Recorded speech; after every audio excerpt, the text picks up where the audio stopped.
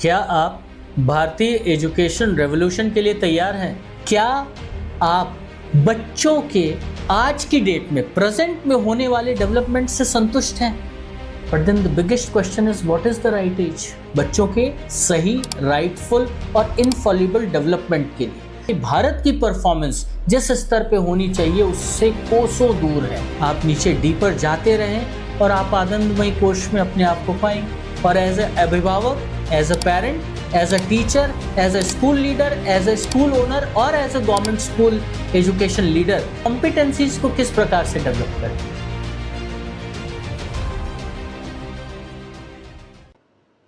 Hello साथियों, क्या आप भारतीय एजुकेशन रेवोल्यूशन के लिए तैयार हैं? जी हाँ, मैं रेवोल्यूशन की बात कर रहा हूँ, ट्रांसफॉर्मेशन की नहीं।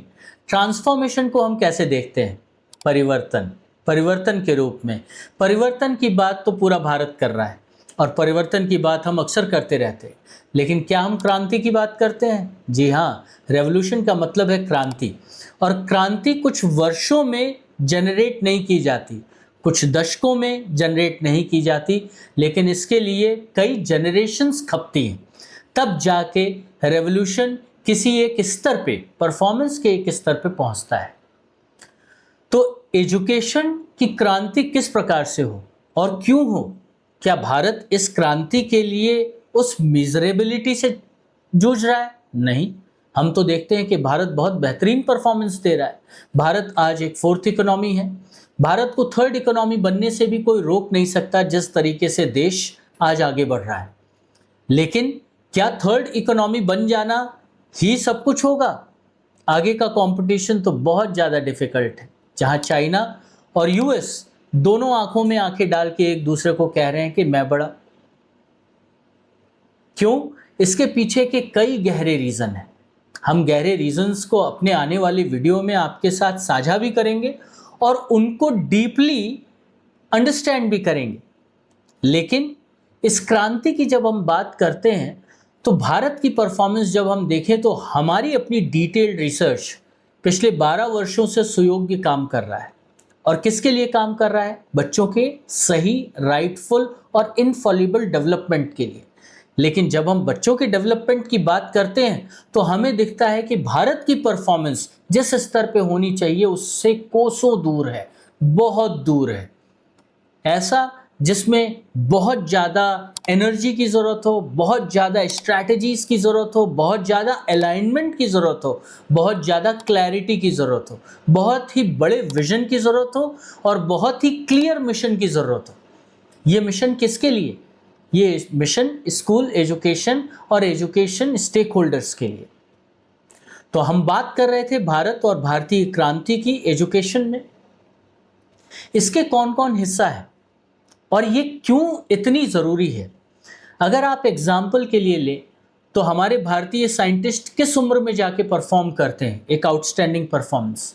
जब हम बिजनेस की बात करते हैं तो भारतीय बिजनेस और बिजनेसमैन या वो इंडिविजुअल जो इसको लीड कर रहा है, जो ड्राइव कर रहा है, वो किस उम्र में जाके परफॉर्म करते हैं?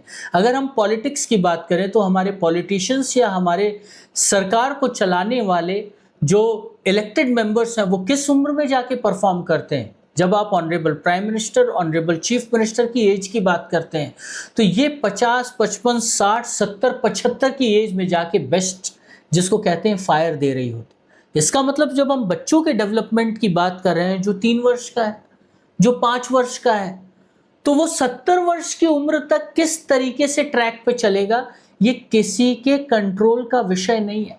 हम भी इसको कंट्रोल नहीं करना चाहते, लेकिन हाँ, इसको एनविजन जरूर किया जा सकता है। जैसे सब ख्वाब देखते हैं, हम भी ख्वाब देख सकते हैं। आपके बच्चे के लिए आप ख्वाब देखते हैं, अपने बच्चों के लिए हम ख्वाब देखते हैं। क्यों ना देखें? क्योंकि ये विषय है, इसी के लिए जिंदगी है। कर्म से बड़ा तो कुछ नहीं है। तो ऐसा क्या कर्म हो, ऐसा क्या एक्शन हो, उसके लिए क्या एक्शन प्लान हो, ये बहुत ही गहरा विषय है और सुयोग्य इसी के लिए पिछले 12 वर्षों से डीपली रिसर्च कर रहा है। और हजारों एजुकेशन के स्टेक होल्डर्स से बात करने, इंगेज करने के बाद हमें ये लगा कि हमें आपके साथ भी अपनी बातों को साझा करना ज़रूरी है। अन्यथा समय तो ऐसा बीत रहा है जब हम अपने ही सामने सजेशन देते हैं लोगों को, और जब वो इम्प्लीमेंट नहीं होता है और समय बीत जाता है तो पेरेंट्स कहते हैं कि अरे अब तो समय बीत चुका।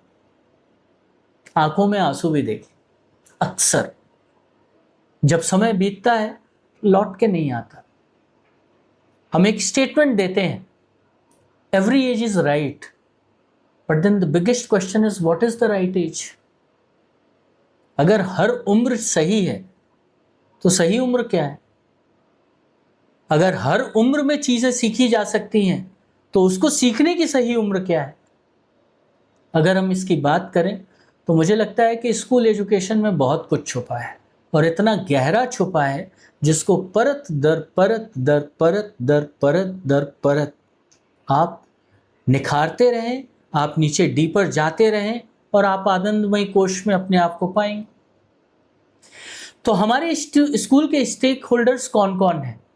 अगर हम किसी भी बच्चे के डेवलपमेंट की बात करते हैं तो बच्चे के ऊपर सबसे पहले और सबसे बड़ा कंट्रीब्यूशन कौन देता है? हमारे पेरेंट्स, अभिभावक। वही माँ, वही पिता जो उसकी डेवलपमेंट के लिए सिर्फ शुरुआती दौर में उसको पापा कहना और माँ कहना नहीं सिखाता है, बल्कि ताउम्र जब तक वो जीवित है, जब तक उसका मेंटल कॉन्शियसनेस चल रहा है, तब तक वो अपने बच्चों की सलामती और बेहतर भविष्य के लिए जितना भरसक प्रयास, जितना जिसको कहते हैं कि एक्सपीरियंस साझा कर सकता है वो करता है। ये वो अभिभावक है। लेकिन जब हम इन्हीं अभिभावक को करंट डायमेंशंस में देखते हैं तो हमें लगता है कि बच्चे और भारत का भविष्य ऐसा क्यों ना हो जिस स्थिति में हम हैं, क्योंकि जो काम हो सकता था वो हो नहीं रहा है। तो ऐसा क्या पॉसिबिलिटी है? इसकी चर्चा तो हम लंबे वीडियोस में, अपने लगातार जो वीडियोस आ रहे हैं उसके ऊपर सवाल भी उठाएंगे, उसमें गहराई में भी जाएंगे, उसके सॉल्यूशंस पे भी कहीं ना कहीं बात करेंगे। परंतु सबसे पहला और सबसे बड़ा कंट्रीब्यूशन अभिभावकों का है, पेरेंट्स का है। अब वो बच्चा जैसे ही स्कूल में जाता है तो उसे सबसे पहले कौन मिलता है? टीचर्स। उसके क्लास में उनके क्लास टीचर्स।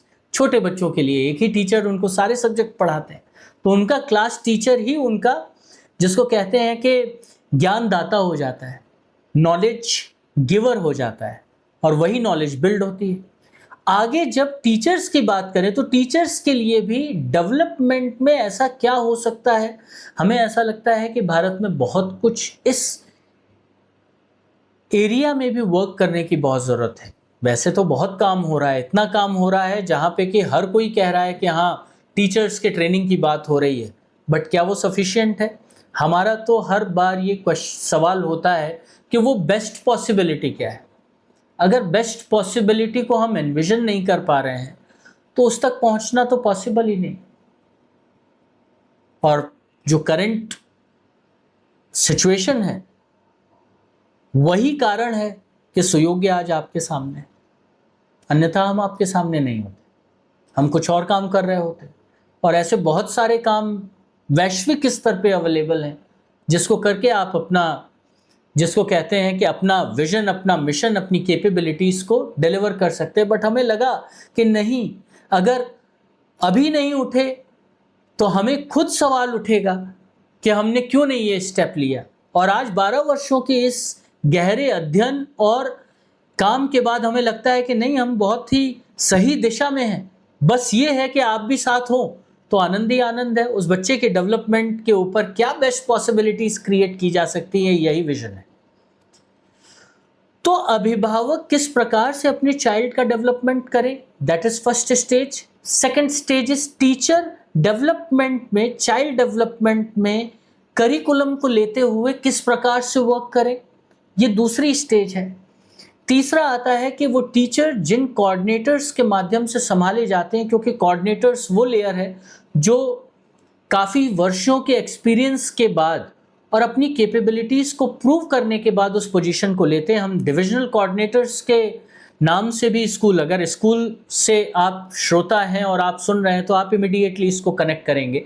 रैदर पेरेंट्स भी जब स्कूल में जाते हैं तो कई बार वो टीचर्स के साथ साथ कोऑर्डिनेटर्स से भी मुलाकात करते हैं, बात करते हैं, अपने बच्चों के डेवलपमेंट, स्कूल की तरफ से लिए जाने वाले इनिशिएटिव्स की बात करते हैं।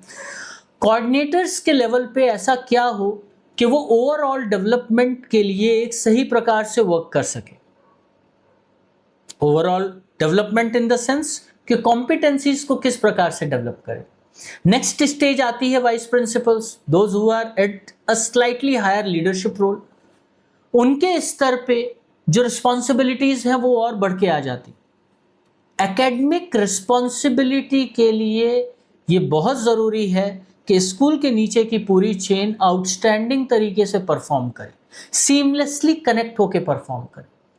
एंड अल्टीमेटली एक स्कूल के पूरे परफॉर्मेंस का दारोमदार उसके स्कूल लीडर पे होता है, जिनको हम प्रिंसिपल्स के नाम से जानते हैं, डेजिग्नेशन से जानते हैं। प्रिंसिपल्स के लिए भी भारत में बहुत डेवलपमेंटल इनिशिएटिव्स हैं, बट सुयोग्य के पास कुछ ऐसे उम्दा प्रोग्राम्स हैं जिनको हम हजारों प्रिंसिपल्स के साथ शेयर करने के बाद इस स्थिति में हैं। और इस तरीके का हमारे पास फीडबैक है जो कहता है कि हाँ, आपको भी हमसे जुड़ना चाहिए, हम तो आपसे जुड़ने के लिए लालायित थे। We are very much interested to come and engage with you, that what are the best possibilities that a school can unlock in order to give the unique, you can say, possibilities of development for every single child that is part of your school. School leader से ही लेकिन change expect करना पूरी तरह से सही नहीं होगा, क्योंकि भारत में हम जब स्कूल की बात करते हैं तो दो प्रकार से स्कूल की चेन को देखते हैं, गवर्नमेंट, एक प्राइवेट। अगर हम प्राइवेट स्कूल्स की बात करें, वहां भी जो स्कूल लीडर है, उन स्कूल लीडर के पास जो फ्रीडम है वो शायद ऐसे 2%, 3% स्कूल ही होंगे पूरे भारत में जिनको एक प्रॉपर फ्रीडम अवेलेबल है कि वो अपने आप को इम्प्लीमेंट कर सके। अदरवाइज 95% प्लस केसेस में ऐसी स्थिति है जहां स्कूल मैनेजमेंट का, प्राइवेट स्कूल मैनेजमेंट का एक बहुत बड़ा रोल होता है कि वो किस तरीके से रिसोर्सेस प्रोवाइड करे और क्या डेवलपमेंट ट्रैक प्रोवाइड करे स्कूल को। तो यहां मैं बात कर रहा हूं स्कूल ओनरशिप से, the management of the school, जो इंडिविजुअल के फॉर्म में हो सकते हैं, जो कमिटी के फॉर्म में हो सकते हैं, जो सोसाइटी के फॉर्म में हो सकते हैं, जिसमें एक बहुत बड़ा ग्रुप हो सकता है मैनेजमेंट का, या बोर्ड ऑफ मेंबर्स हो सकते हैं, बोर्ड ऑफ कमिटी मेंबर्स हो सकते हैं, बोर्ड ऑफ डायरेक्टर्स हो सकते हैं, जो लोग मिलके उस संस्थान को या ऐसी कई संस्थानों का संचालन कर रहे हैं, उसको मैनेज कर रहे हैं। क्या आप बच्चों के आज की डेट में, प्रेजेंट में होने वाले डेवलपमेंट से संतुष्ट हैं? अगर आप संतुष्ट हैं तो मैं आपको परिस्थिति बहुत बुरी देखता हूं, हम देखते हैं। बट अगर आप भी चाहते हैं कि नहीं, जो डेवलपमेंट का क्राइटेरिया अभी चल रहा है, जो डेवलपमेंट की पद्धति अभी चल रही है, प्रोसेस चल रहा है, उसमें एक बड़ा चेंज, बड़ा टर्न अराउंड लाने की ज़रूरत है, तो हाँ, हम उसी क्रांति की बात कर रहे हैं। और इस क्रांति से सबका फ़ायदा है। आपका तो सबसे बड़ा फ़ायदा है, क्योंकि आप उस स्कूल के, जिसको कहते हैं ब्रांड के ओनर है, उस ब्रांड को आपने क्रिएट किया है। एक फर्दर ब्रांड को डायरेक्शन देने के लिए हम मिलके काम कर सकते हैं। यही स्कूल मैनेजमेंट के प्राइवेट स्कूल के बजाय अगर हम गवर्नमेंट स्कूल की तरफ देखें तो वहाँ भी पूरा सिस्टम है, वहाँ भी फ्रीडम का अपना एक लेवल है। मेरे ख्याल में जो गवर्नमेंट स्कूल लीडर्स अगर हमारी बात को सुन रहे हैं तो वो इस बात को अग्री करेंगे दैट वो कितना काम कर पाते हैं, कितना समय मिलता है और किस प्रकार से वो कितना अपने आप को इम्प्लीमेंट कर सकते हैं। तीनों एक अलग अलग बातें हैं। बट एक बात बहुत क्लियर है कि भारत में चाहे हम स्टेट की बात करें चाहे सेंटर की, तो भरसक प्रयास हो रहे हैं कि एजुकेशन का ये टर्न अराउंड हो जाए। बहरहाल 6 साल की नेशनल एजुकेशन पॉलिसी 2020 के समय गुजरने, इम्प्लीमेंटेशन के बाद हम इस स्थिति को अपनी तरफ से देख पाते हैं कि जिस प्रकार के प्रयास चल रहे हैं उससे 2 से 5 गुना, 5 से 7 गुना, 7 से 10 गुना, मतलब आज हम जो परफॉर्म कर रहे हैं उससे 1000% ऊपर परफॉर्म करें, ये पॉसिबिलिटी तो है, हो सकती है, क्योंकि प्रयास करेंगे तो ज़ाया नहीं जाएंगे, उनका असर तो मिलेगा हमें। लेकिन उसका 10,000% मीन्स 100 टाइम्स टर्न अराउंड, एक क्रांतिकारी टर्न अराउंड, वो पॉसिबिलिटी हमें नहीं दिखाई पड़ती। तो ऐसा क्या हो कि गवर्नमेंट्स भी एक सही प्रकार से डेवलपमेंट इनिशिएटिव की तरफ बढ़ सके। हमारे ख्याल में हम अपने प्रयासों से आप तक पहुंच रहे हैं, आप भी हमें समझ रहे हैं, और भी समझे इसके लिए हमें आपसे जुड़ने की ज़रूरत रहेगी। लेकिन यहाँ पे भी बहुत बड़े स्कोप ऑफ टर्न अराउंड की पॉसिबिलिटी हमें दिखाई पड़ती है। ये स्टेक होल्डर्स हैं जिसके साथ सुयोग्य काम कर रहा है, काम करना चाहता है, जिससे हमारे बच्चों का एक ऐसे भविष्य का, बच्चों के एक ऐसे भविष्य का निर्माण हो सके जो इनफॉलिबल हो, जो उनकी बेस्ट पॉसिबिलिटी, उनके ट्रू, उनके यूनिक, उनके अननोन और उनके बेस्ट पोटेंशियल को अचीव करने में सहायक हो सके। इसीलिए जब हम सुयोग्य के इनिशिएटिव की बात करते हैं तो हम पेरेंट्स की बात करते हैं, हम टीचर्स की बात करते हैं, हम स्कूल लीडर के चेन की बात करते हैं, हम स्कूल ओनरशिप की बात करते हैं, गवर्नमेंट लीडरशिप की बात करते हैं, और अल्टीमेटली जब 8वीं के आगे बच्चा ये कहता है कि मैं ये बनना चाहता हूँ, मैं वो बनना चाहता हूँ, ये मेरी लाइफ है, मैं ऐसे करना चाहता हूँ। क्यों? क्योंकि वो यूथ की एज 14 साल की उम्र से शुरू होती है, क्लास 9th से शुरू होती है, और एज ए अभिभावक, as a parent, as a teacher, as a school leader, as a school owner और as a government school education leader, आप सभी लोग इस बात को एग्री करेंगे कि हाँ, ये 9th की वही स्टेज है जहाँ से वो बच्चे कहते हैं कि मैं क्या करना चाहता हूँ। तो यूथ डेवलपमेंट के प्रोसेस पे भी हम जुड़ते हैं, हम उसके ऊपर कार्य कर रहे हैं और हम इसके ऊपर कार्य आगे भी करते रहेंगे। आज का वीडियो और अभी का वीडियो इसी प्रकार से, लेकिन ये एक थॉट की शुरुआत है, ये एक थॉट से मिशन की शुरुआत है। अगले वीडियो में हम इसी के बारे में बात करेंगे। धन्यवाद।